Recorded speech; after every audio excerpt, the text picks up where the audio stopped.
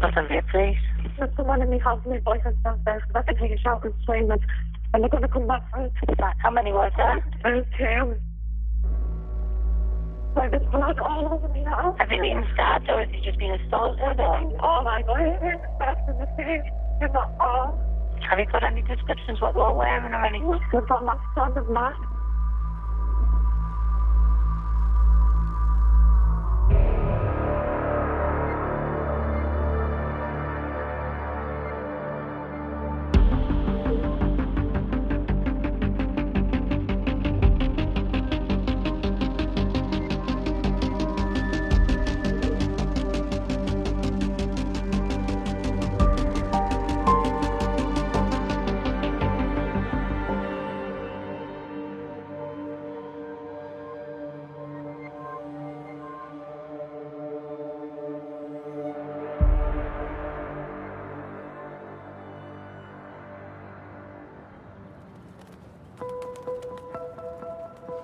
Right, Catherine, for this scene, in this aggravated burglary/stabbing, there is a lot of blood all over from the outside of the front door into the full living room.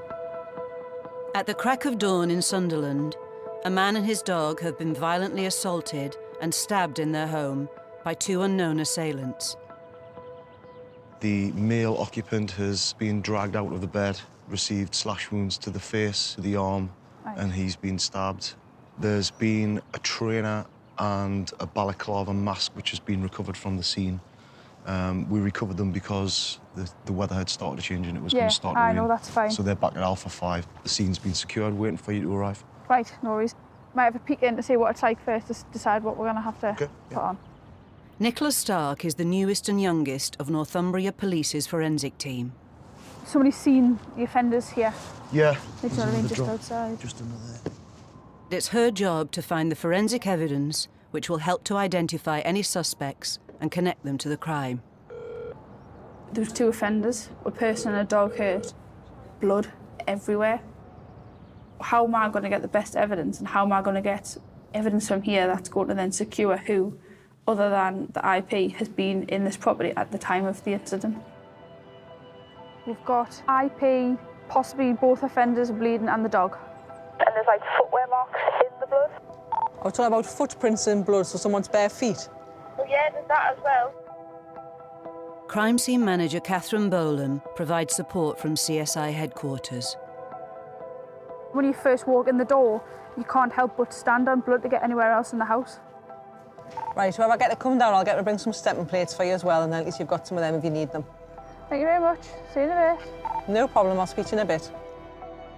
Crime scene manager's role is to think about all the things that might affect the examination of that scene. You risk not examining a scene correctly. You risk an offender walking free.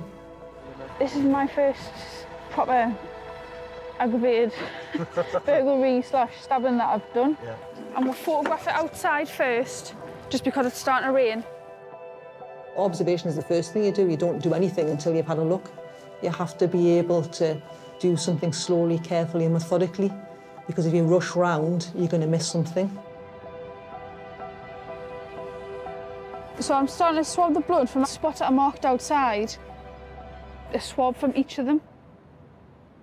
Due to the weather, I'm just trying to get them straight away now.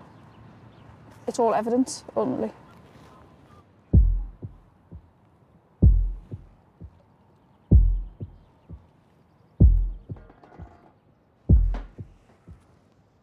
I'm just going to have a quick look to see if I can work out a path, because there's trainer marks. Yeah. So that looks like a trainer. We know that certainly one offender was wearing trainers and we've got those recovered. Right. There's footprints, bare feet, and there's footwear. Nicola is looking for two distinctive footwear patterns that could belong to the offenders. These patterns here, these wiggly lines. You know Darren, who was here before, the DC? He's just sent a photo over of the pattern of the trainer. We found a shoe, I think it was either in the street or behind there, which matches this mark here. Footwear marks in blood are better on harder surfaces, whereas carpeted surfaces, you won't necessarily see it and the carpet will break up the patterning. There's also evidence to suggest that the IP, or injured party, used an air pistol to defend himself.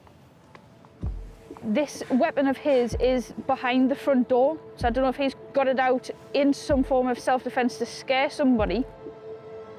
Outside, detectives have spotted what could be vital evidence in the neighbour's garden. Or we believe that offenders have brought that. There's a possible witness who's seen an offender discard it, so... Right. There's a knife being found in number 7's back garden. So that to me only suggests that they've come out this way, gone through, dropped the knife and then ran off, because they've said that they've run off up the street. You quite regularly get weapons left at scenes. Quite often you get weapons left in victims. The victim has told police that his dog bit one of the assailants, so it's possible that their blood could be on the knife. I'm not too sure if that's off the dog, you know, there, because there's hairs in with it. Less than a mile away, the police search team have found a potential suspect. Come over here, slowly. Unbolt that now. Do as you're told. What's your name, can I? Lee what? Lee Dunn. We got arrested on suspicion of potentially assault. As the search continues for the second suspect, Lee Dunn is taken to Southwick Police Station. Right, photograph in there to see one Westgard Smith. Upstairs in CID, DS Nicola McAllister has been assigned the case. Lee Dunn, we have witness evidence pointing to him. We have the fact that an offender's trainer was left in the house. Lee Dunn was arrested hiding in the garden minus his footwear. He also has a dog bite to the back of his leg. So forensically for him and circumstantially, I think he's quite well evidenced as being part of this this aggravated burglary. But potentially we have a second offender out there who didn't care about being present when a knife was used, or may have actually used the knife themselves. So therefore, we've got to try and get the offender in. Detectives begin by questioning Lee Dunn. Can you tell us where you were at about 5 p.m. on Tuesday morning? No comment. Can you tell us who you were with? No comment. There is kind of an unwritten law amongst thieves, and it's not very often that one offender will give up the name of the other. With no leads to identify the missing offender, CID turn their attention to CCTV footage obtained from near the crime scene. We're here, we're looking at the offenders before the incident actually occurred. They've parked the car a couple of streets away, walked along some footpaths behind some properties. Obviously, the guy on the right's the one we've got in custody. The guy on the left's the offender who's not known at the minute, but he's carrying a balaclava here. Or we think it's a balaclava. He's carrying something that could be. Right. Detectives believe that the balaclava that was recovered earlier in the day belongs to their missing man. For me, Lee Dunn, the evidence is overwhelming against him, OK? Right. If you imagine you've got two offenders and we know... Nicola calls the head of forensics, Kirsty Potter. So therefore, we're looking at the potential second offender. So we need to target the most likely exhibits to get you that link to this incident. They both believe that the lab's first priority should be to examine the balaclava for the second offender's DNA. We know he was wearing a black covering over his face. The black balaclava will be done by the time you come back at the lab. I think they're doing that this afternoon. Right, OK. OK, no worries. Catch you later, Kirsty. Bye. Bye.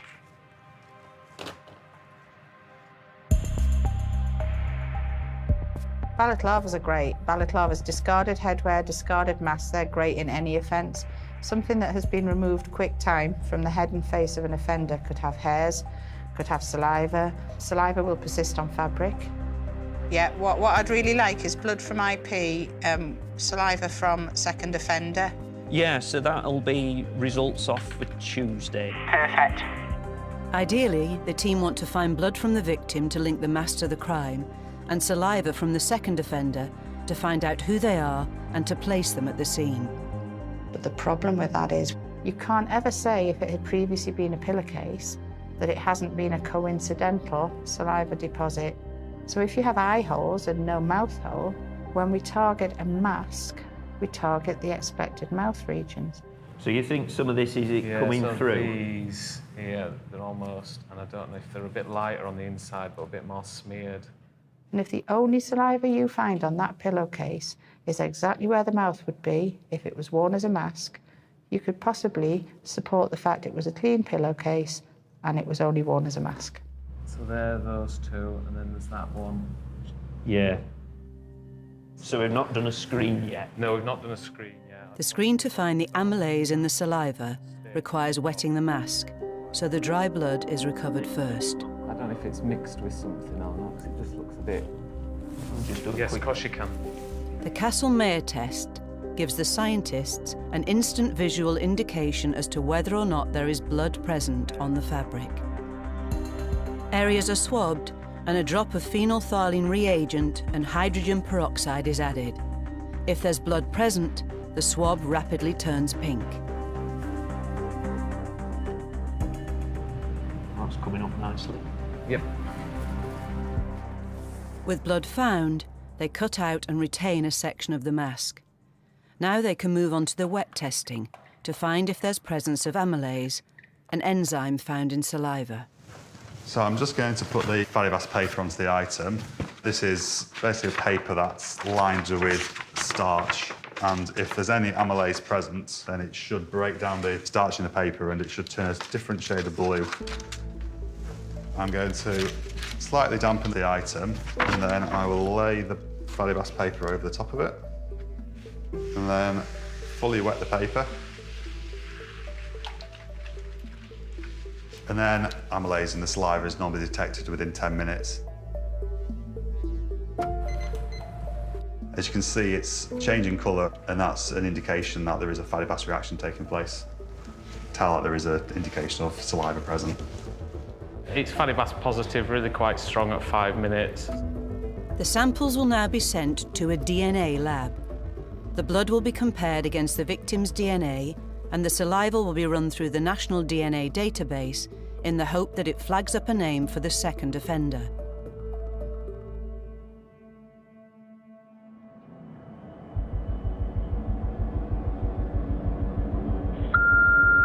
Police emergency. Hello, I have now the police station. Where do you need the police to? Walker Avenue, Coral. Walker Avenue, what's happening? A woman's feeling she's being raped next door. And is she still with you? She is, yeah. We've got her in shot. A 27-year-old woman has allegedly been raped by two men in a block of flats. 1717. Roker. Yeah. Hi, yes. We're about to leave South Shield Station and head to Roker. It is a stranger rape. She's 27, but she has learning difficulties.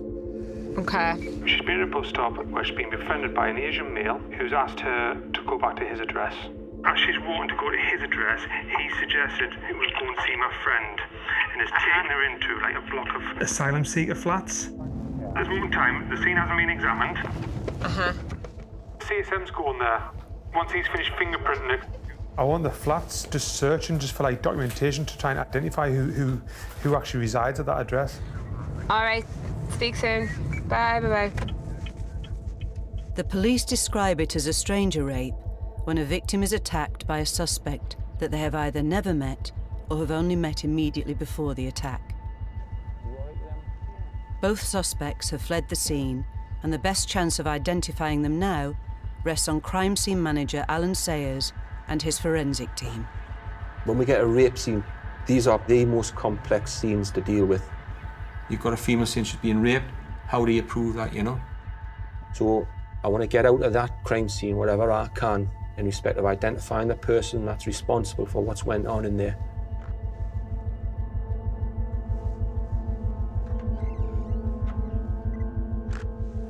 Looking for condoms, tissues. I see it's fully carpeted, so the footwear's out of the question. Okay, so doing bedding. There's good potential for that to be semen, that. See the way it's glinting. First thing I would be looking for are bodily fluids, which is crucial.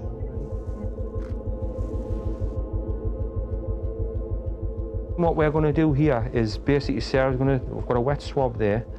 She's going to take a swab from it. just, it would normally go right there. It's just starting to kick in there now. See it there going purple? It's like a violet. That's telling us that there's semen on there, on that stain that we've just swabbed. I'm not happier that we've actually found semen. There's potential for other evidence to be there as well, you know, such as the fibres and saliva. So we're not just looking for one thing. We need to photograph the whole of that bed sit, including the bed, the sheets, the position of the doors, the position of the windows, whether the light switches are on. These are all crucial to the investigation. The investigators refer to them, the scientists refer to them, and most importantly, the jury refer to them. Photographs are probably the most important piece of information coming out of that crime scene to put things in place.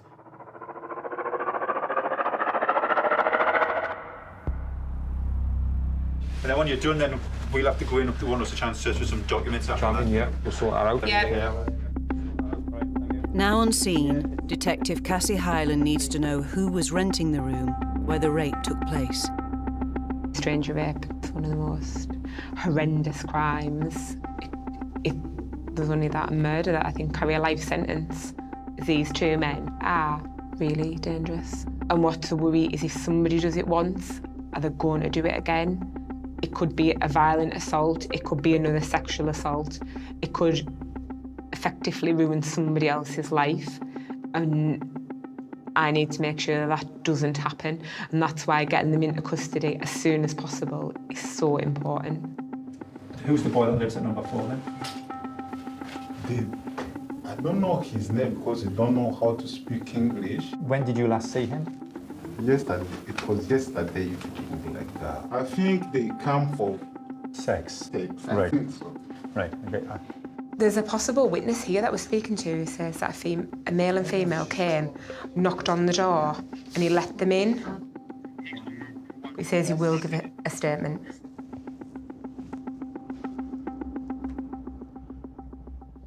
What's there? When it comes to actually recovering forensic evidence, we've got what's called destructive and non-destructive processes. Fingerprinting, they are the destructive process. We're using powders, chemicals to treat surfaces and things like that. And once you've done that, you can't really go back. Yeah, what we're doing now is looking for any fingerprints that's probably been deposited on the smoother surfaces from the victim to identify that the victim was actually in this room.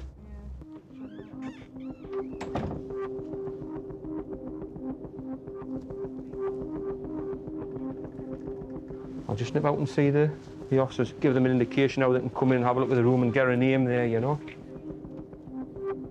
Get to that point where you think you've gathered all the evidence, you know, you're ready to close that scene.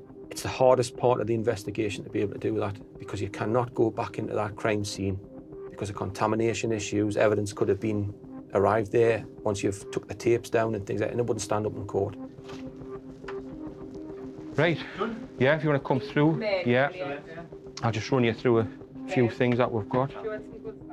You know, you're ready to hand everything over to the SIO. They actually do a final walkthrough with us. The first thing they're going to be wanting to know is there anything in there that can identify a person. So letters, any information in respect to them that they've been filling in, that's been delivered to the address. Has everything been photographed in? All photographed Brilliant. in there, yeah. What we have done, we've photographed these documents just to show that obviously whoever it is that's living here. Mm-hmm. That's the medication. All right, yeah. Araz Mustafa Abdullah. They now have a name, and the prints and semen could be crucial evidence further down the line. But the fastest way of identifying suspects in a rape case is to find traces of their DNA on the victim. The victim is taken to a Specialist Sexual Assault Referral Centre, or SARC, for a medical examination and to have swabs taken by a forensic nurse. It's a very intimate examination to undergo, and we could take up to 10 vaginal swabs when we do an examination. The sooner that we can get the forensic evidence, the better. So we would look to take exterior vaginal swabs. So we're going to do the swabs from down below now, if that's okay. You're in a perfect position there. Inserting then a speculum into the vagina so we can see if there's any internal injuries. and taking high vaginal or endocervical swabs. Very, very last swab that we're going to take is round where your cervix is, okay? That is often the very best place to get that evidence from, because we know that semen and sperm can last up to 7 days after an assault. That's it, all done. Okay, you've done brilliant. The victim's swabs will be sent to the lab first thing in the morning to test for the presence of semen. During the forensic medical examination in the SARC, that is the start of the forensic journey for this sample. There's always a hope. You find that semen, you get that DNA match, and that is enough to try and identify the offenders.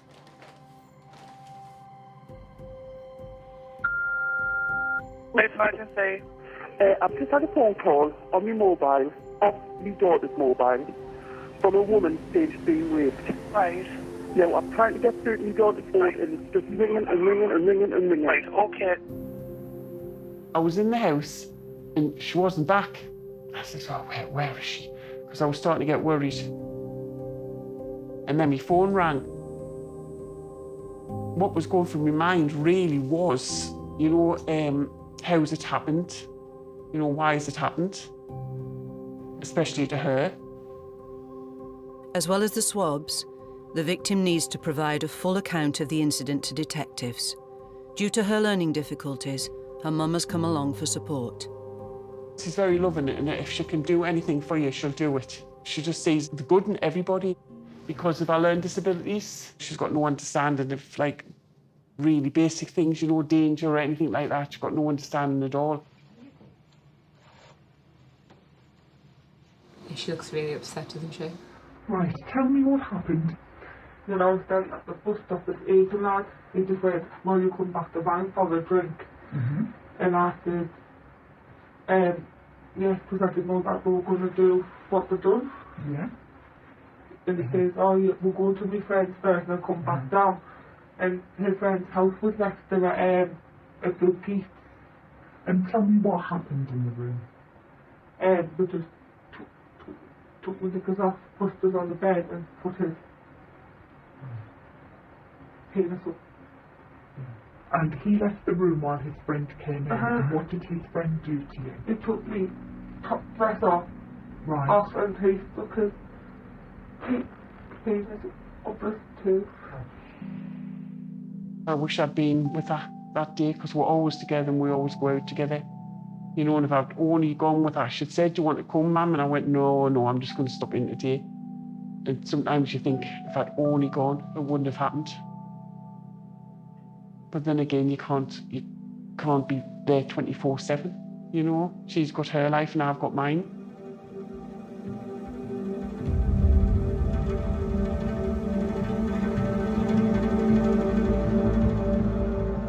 At the forensic lab in Wakefield, the scientists have begun the analysis of the victim's swabs. So as I look down, I'm hoping to see pinky red coloured sperm cells, which I can. I've got the results from the vaginal swabs. Yeah. We found semen on all of the swabs. So that's the low vaginal, high vaginal and endocervical. Yeah. Brilliant. So we're planning to send the endocervical swabs off to DNA today. Oh, brilliant. Now, the scientists need to extract and interpret the DNA from the semen. If successful, the results could provide the evidence needed to identify the two suspects.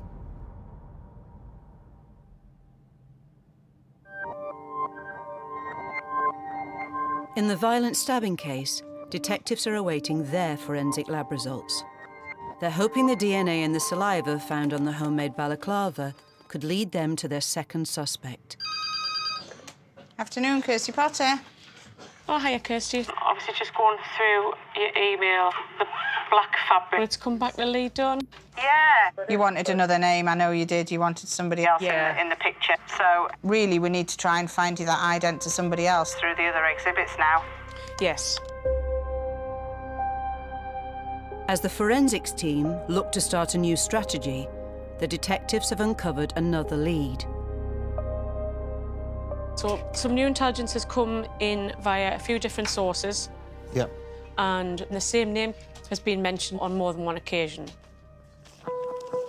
The new suspect has 171 arrests to his name and is well known to the police. But they now need to find forensic evidence linking him to the crime scene. We have to prove he's guilty first, and forensics will be what key.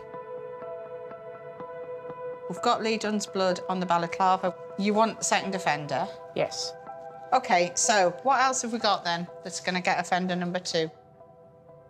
Usually we use DNA to tell us who a potential offender might be or to support who we think that offender is. And if somebody suggests they know who that second offender is, we will bear that in mind when we set our forensic strategy. Is DNA what we need? Not necessarily. Have we got the bloody footwear marks in the scene? Have we got the fingerprints in the scene? Forensics on recovered trainers.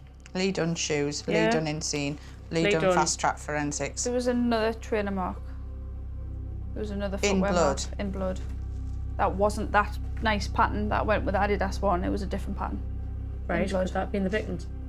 No, because He there was was bare- barefoot. was he in bed? It was a perfect barefoot in blood. Right, so tell me more, Nicola. This has all been in the front of the living room. It wasn't a full trainer mark. It was only like little bits, but it was totally different to that. To the other bubbly, wavy Adidas line ones. pattern. Yeah. Are we these. talking about this one? So that was upstairs in the bedroom as well. Have you gel lifted a bloody mark?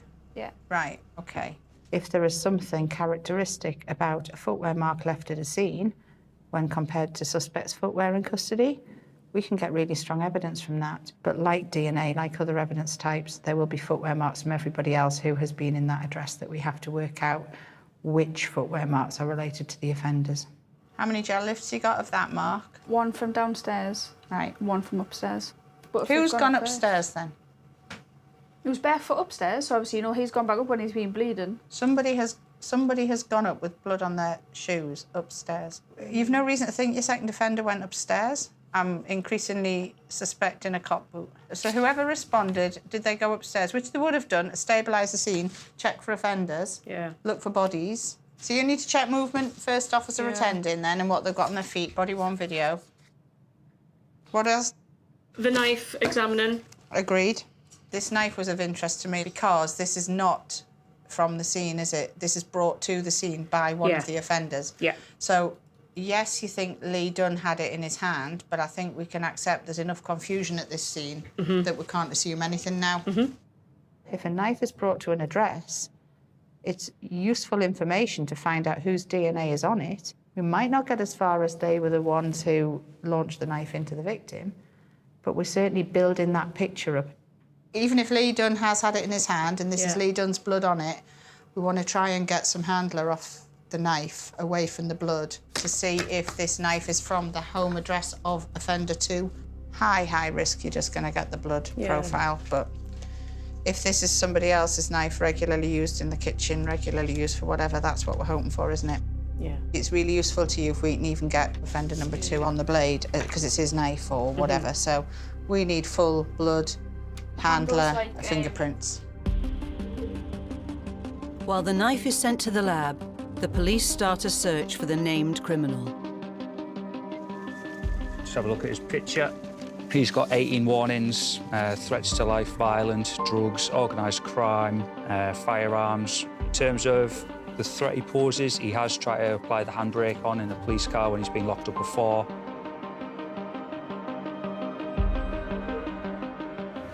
We've got 2 main addresses over the last year which we know that he's been using, which is his mother's address, and we've got girlfriends or possibly ex-girlfriends, and we've got his child's addresses from ex-partners. Should we find him, I've got a list here of all the stuff that we need to seize.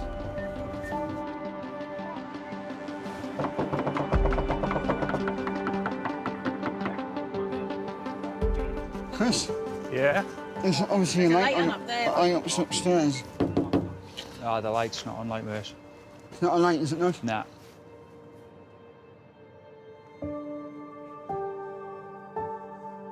Touch DNA can last up to 6 weeks on a surface, So if the second offender has previously owned the knife, his DNA could still be there. Some people can have prolonged contact with an individual or a surface and not leave a lot of DNA. Some people readily shed their DNA. But it's not as straightforward as just swabbing the handle. There is some red staining on the swab, so I think there's just a very light staining on the handle, which you can't really see. Whereabouts? There. I think it's there. Quite often we see tiny amounts of blood under the microscope that aren't visible when we recover the knife. The amount of DNA we detect from a body fluid, the blood profiles, is so much stronger than the touch DNA. That blood profile will swamp out everything low level from touch. But we can't be really prescriptive about that because we need the information. I have swabbed an area of the scene which the PID have no visible blood. We'll definitely send that sample and send some blood as well. I'll just come and have a word for a second, please. Is he here? No. When was the last time you seen him? Early on it's here. See where he's going? That's all done, isn't it? With no sightings of the second suspect, detectives are hoping they will have more success with the results from the knife. CRE, Darren Martin speaking. Hello, it's Mark at Forensics. The mixture that was on the handle of the knife. Yeah. The DNA profile of Lee Dunn is fairly well represented in that at a low level. Right. The bad news is we've got nothing for a second offender. Okay.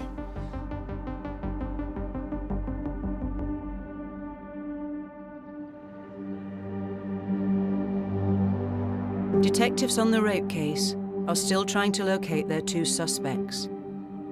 Araz Abdullah, whose name they discovered at the crime scene. He's not here, however, he has been here earlier today,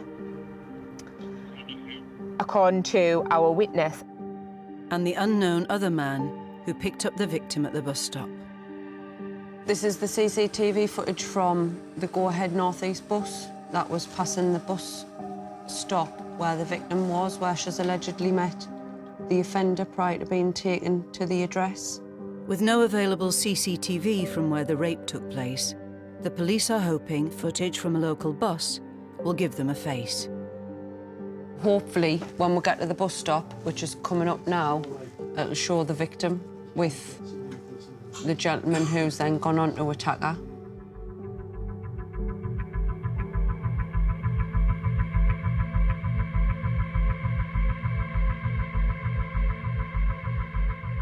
So the bus stop is just coming up now.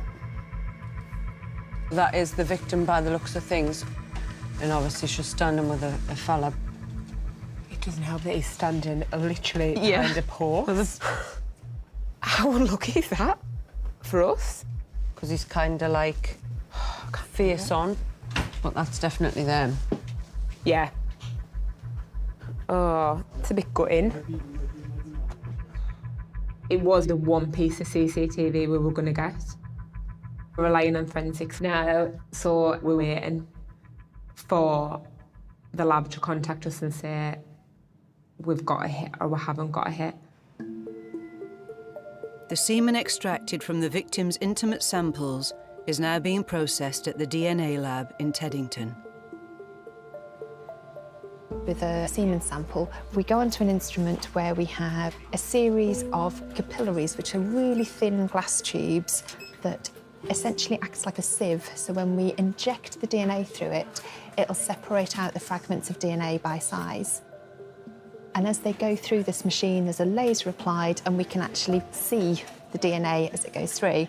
And the machine reads that and produces essentially what looks like a graph. This region that we're looking at here is called amelogenin, and essentially what that is a fragment of DNA that's found on both the X chromosome and the Y chromosome.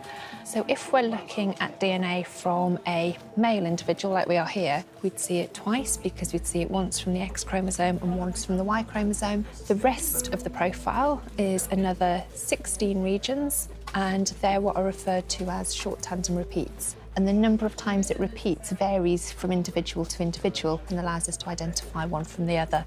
But they don't really mean anything other than giving us the ability to generate almost like a barcode for that individual. Everyone's entire DNA profile will be unique, with the exception of identical twins. And if the barcode matches an individual on the DNA database, it will give the police a name. But in this case, there's a problem. There is a mixture of two males' DNA. When we've got a mixed DNA profile, there's no way of us looking down a microscope and being able to work out which sperm cells are from different individuals. Whereas previously we would only see 1 or 2 peaks at each region, now we've got maybe 4 in each location that we're looking at. The interpretations are quite complex, and particularly mixture interpretation. Quite often it's a bit like a logic puzzle or Sudoku. When we're calculating a statistic for a match to a DNA profile, all of our processes involve 2 scientists looking at the same piece of evidence who interpret the result completely independent. They don't know what the other person's opinion is, to ensure that there's no potential bias introduced by one person's view of a particular outcome. And then once they have done that interpretation, the 2 are compared. So, what do you think? My final decisions were around the fact that there's probably no clear major that we could reliably search on the database for this result. I agree, it's complicated. There's a lot of sharing. We don't have enough 4 peaks for us to be able to put something really robust on. Because they're sharing one-to-one there. We've got a lot of these positions where we've actually only got 2 or 3 peaks, and that just makes the whole result more complex and less certain for pulling out a single. Yeah. It's too complex for us to interpret for a database load. Agreed.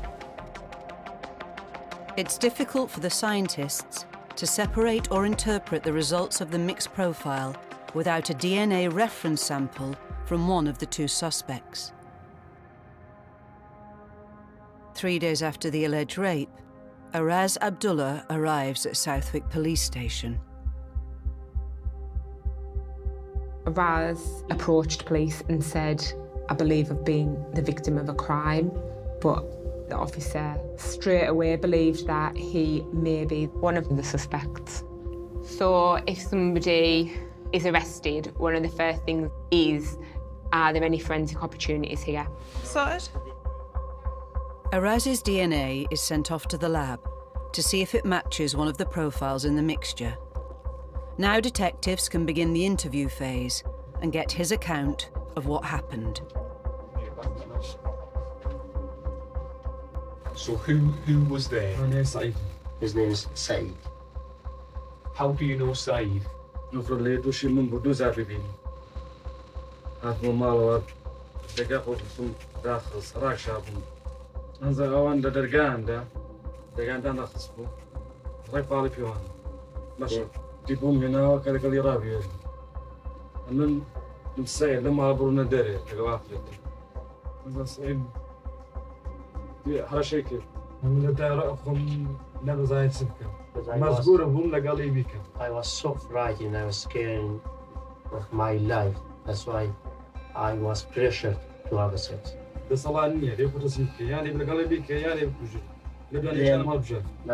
I would have to be killed or I would have sex. I think sometimes you have your own opinions on the interview based on the evidence that we've got. His account was that they had kicked the internal door in.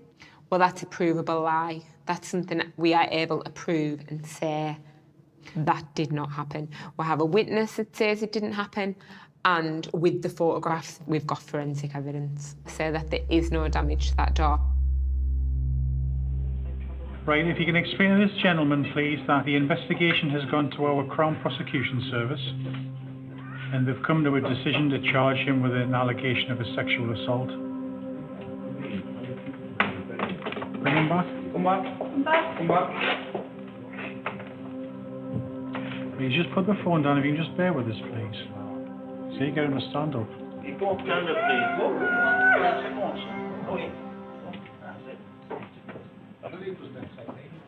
Right, if you could just put that easy, yeah? Right, you can just ask him to compose himself, please, because it's very important that he understands.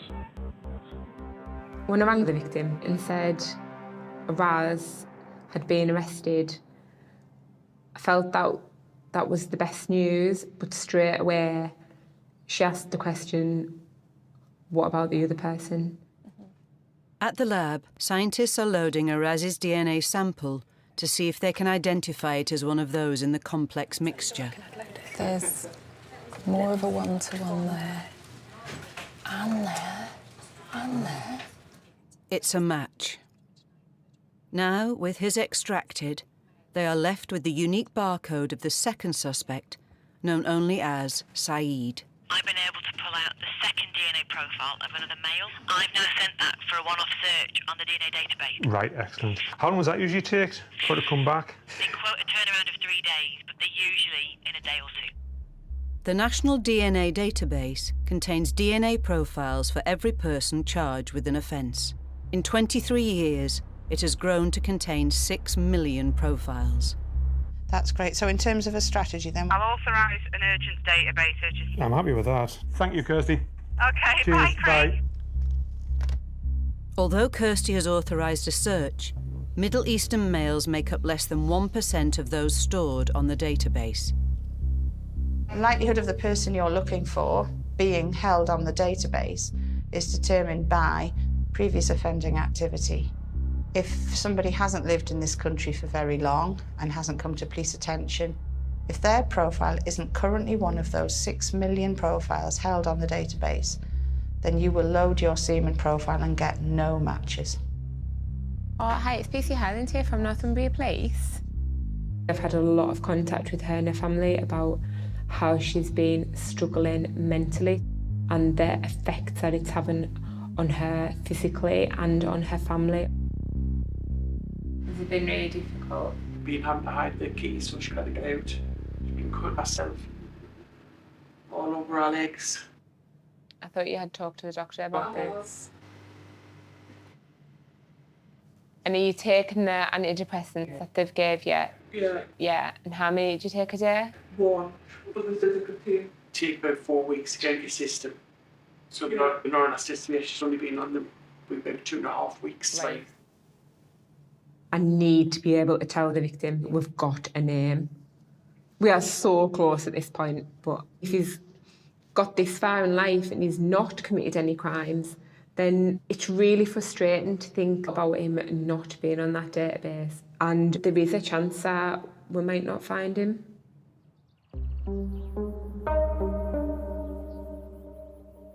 On the stabbing case, there's been a breakthrough. The second suspect has been found and arrested.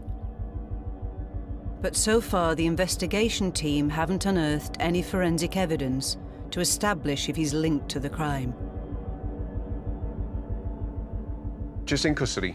OK, thanks, bye. So, we're not going to disclose any details about what we've got. OK. The forensic work for this job is massive, trying to link the second offender to the scene. We're going into interview. All right. All right. The first question for you is, did you commit an aggravated burglary? I've not committed any offences. I've not done anything I'm getting accused of, and that's all I've got to say for now. OK. Got a custody strip search authorised. Does he look like he has any visible marks? Because there's been quite a fight at this aggravated burglary. Anything like that on him that you could see? There was nothing on, nothing noticed on his hands and things like that. However, when we've strip searched him, he's removed his top. There was what we actually thought looked like a injury consistent with a puncture wound, or almost like a pen-sized hole, sort of like in this area here. Okay. Above his hip. So. He said it was something to do with climbing over a fence in the last few days, and he's sustained that injury due to that. Can you add that into your statement? Can you also add on what he said they were caused by? Thank you. CID believe his injury could be from a bite mark from the victim's dog. It could hold forensic potential, so CSI Nicholas Stark is sent to custody to photograph it. But while taking the pictures, the suspect makes a remark that raises further suspicion. When I've been photographing, he's lifted his top up and he's just literally muttered, "It's not an effing dog bite, I've been shot." Which for me then clicked in my head is the IP said he shot the second offender in the side, but then he's had it pointed at the second offender's grabbed it.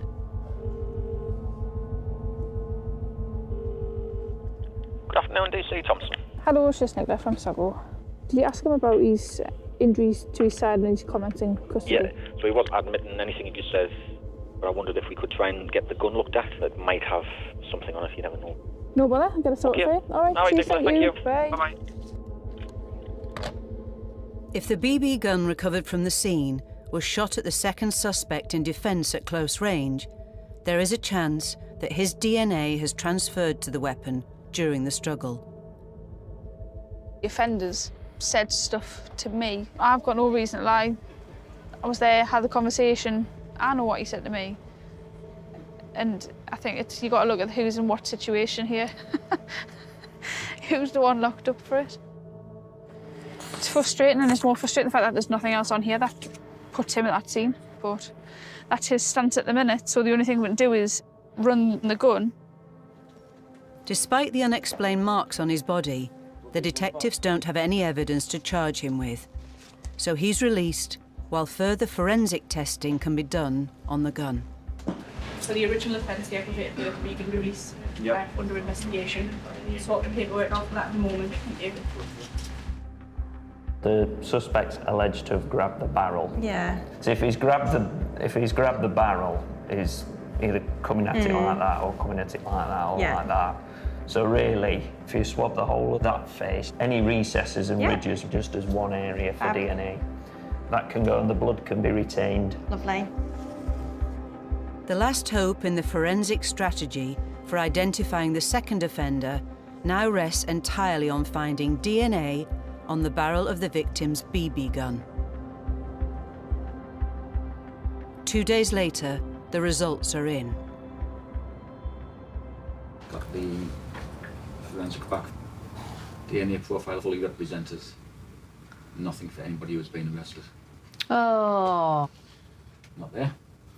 Welcome to the real world, really, isn't it? It's not like CSI where, you know, they get positive results all the time, and it's not like that for us. With the forensic evidence stacked against him, Lee Dunn pleaded guilty to aggravated burglary with an offensive weapon and was jailed for 10 years.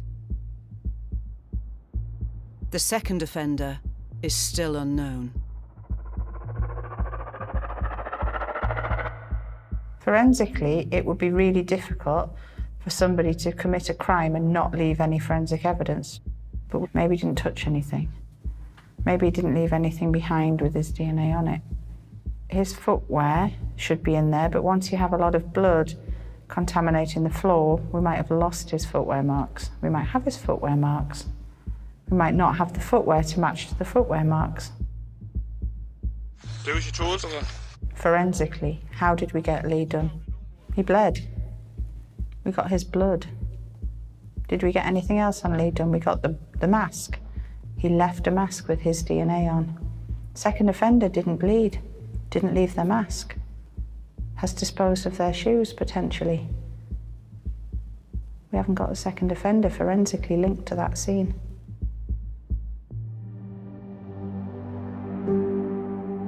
But on the rape case, the second offender's DNA is known, and detectives are waiting to hear if it matches anyone on the national database. Let's have a look. Saeed Mahmood Rasuli. He's got a warrant for sexual exploitation. Oh my God, he gave the right name. 20 arrests. He's got temp rape there. So he's Kurdish. But immigration have no leads on where he's living. We've got this name and the face, but we still have absolutely no idea where they are. Nothing on PNC. Right. Immigration, he is a failed asylum seeker that's been discontinued from like everything really. However, they're not applying for deportation because he's from Iran. But the guy from FIB, he said he doesn't think he would be allowed to work. So wherever he's working, it's more than likely to be illegally. Chances are he's going to be working in car washes or takeaways of some description. Saeed could be working at any of the 20,000 unregulated car washes in the UK. With no sign of him in the Sunderland area, a call is put out to all units in the North East. And 3 days later, an arrest is made. Rasuli's been locked up. You're joking? Nah. Where at? Car wash in Middlesbrough. In Middlesbrough? Mm-hmm. Oh my God. Who got him? NST. Or one, like... I'm totally amazed. Are you okay to stay on? Yeah, it's fine.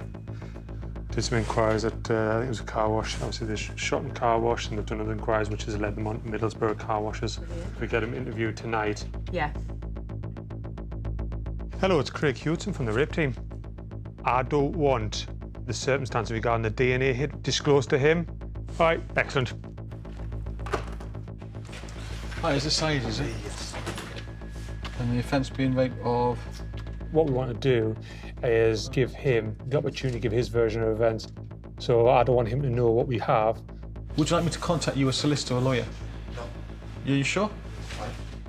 He may come around, turn around and say, I have no idea who the complainant is, I wasn't there, I didn't have sex with her. Which obviously then we can then introduce the forensic evidence and disprove his account. Once he's given his account, we probe that. Yeah. Obviously, the forensic evidence depends what he says. If he denies having sex with her, then that would come in at the later stage of the interview. Yeah. As part of a challenge phase. Hello there. We're going to get you interviewed. Later on me, please. Sort? Sorted. Right. What I don't particularly want is for him to come and say it was a consensual account, because the forensics then become less impactful. On the 23rd of May 2018, did you rape someone? تو هیچ کسی علاقه کردو به زورگابته؟ No. On that day, the 23rd of May, did you have sex with any female? I don't know. Okay. Have you recently had sex with anyone? And do you know who that female was? از این که بود.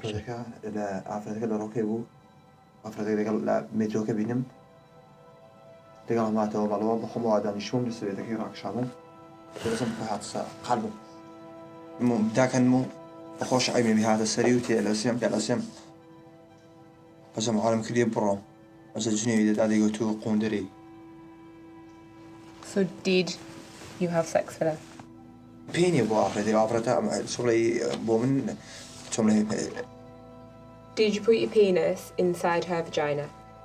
من نعلم أقرب لهم كوما درو كم تياسم قبل إنهم قادروا بس من أوراق شغل لسه قلبنا عفرتك.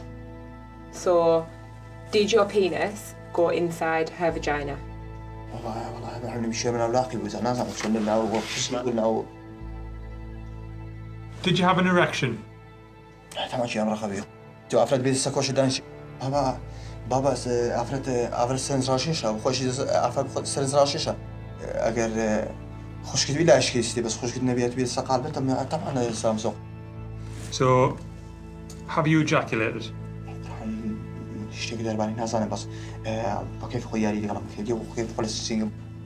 Have you ejaculated inside of her or not?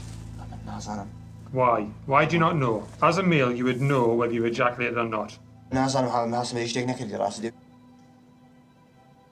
Okay.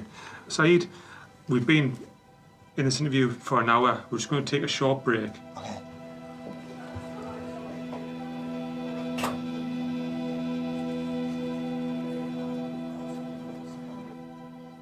Well, not what I was expecting. No, it wasn't. I don't know if I've had sex, which sounds a load of rubbish. You either know whether you've had sex or you don't.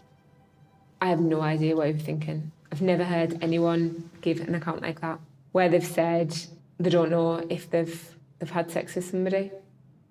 If I say I don't know, if they do find forensics, then I can account for them. If they don't find forensics, then I can account for that as well. Forensics does play a major part because in this case, having the forensic evidence, it helps massively in relation to interviewing. After the female rang the police, she underwent a medical examination to find forensic evidence inside her vagina. In that examination, DNA was found and it was sent off to a lab. What do you think we've found? Do you think we've found your semen inside her vagina? Well, we did. We found your semen inside her vagina, okay? So we found forensic evidence that says you did have sex with her and you did ejaculate inside her vagina. From the endocervical swabs, which is up near the cervix, we found your semen and Raz's semen. Why is your semen at the top of her vagina? I don't know. You've said that you don't know whether you even had sex with her and you don't even know whether you ejaculated. I'm going to the for I never ever in my life I'm never not touched a woman. If a woman not touching me. That's not what the evidence is supporting. You don't even know whether you had sex with her and you don't even know if your penis went in her vagina and you don't even know whether you've ejaculated. That just seems ridiculous. 4 hours after the police interview, the Crown Prosecution Service decides to charge Saeed with rape. He charged that on Wednesday, 23rd of May 2018 at Sunderland, intentionally penetrated the vagina of a woman with your penis when she did not consent and you did not reasonably believe that she was consenting. That's contrary to Section 1 of the Sexual Offences Act 2003. Do you understand that charge? Source level DNA just brings somebody into the picture. It's not simply a case of there's your DNA profile, case solved. But once you've got that DNA identification, you then have to go back to the fact it's semen, and it's semen on a vaginal swab, or it's blood on a suspect from a murder or an assault, or it's saliva on a cigarette end left in a scene by a burglar. It needs to go beyond the DNA to the meaning of that DNA, where you've got it from, and what does it mean to that investigation? That's when it gets exciting. It's for the judge and the jury to decide if that person has committed the offence.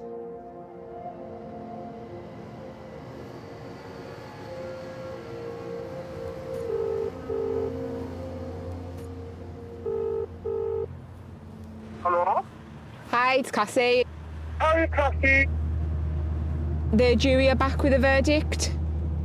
Yeah. Yeah, both of them were found guilty. Guilty? Yeah, both of them. What does guilty mean? It means that they're going to go to prison. Oh, yes. The forensics have really worked to our advantage in this case. It doesn't undo it. It doesn't make it better. Hi. Just hope she does move on with her life.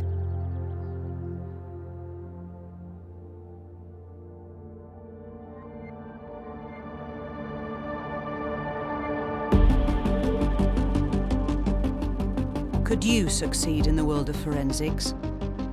Try our Crime Scene Interactive and see how to solve a crime by following the forensic evidence at bbc.co.uk/real CSI and follow the links to the Open University.